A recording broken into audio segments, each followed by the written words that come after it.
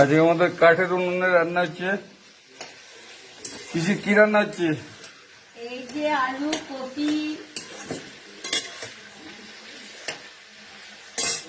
Copy, নুন, শুকনো লঙ্কা, জিরে বাটা, এর মধ্যে পেঁপেও আছে।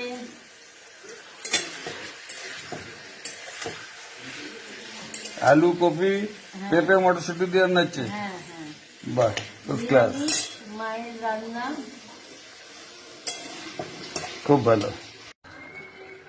ফুলকপি, আলু আর পেঁপে, পেঁপে, কড়াইশুটি দিয়ে তরকারি রেডি।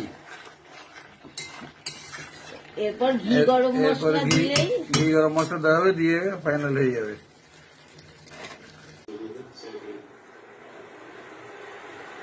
এই যে তৈরি হয়ে গেল মাখা মাখা তরকারি।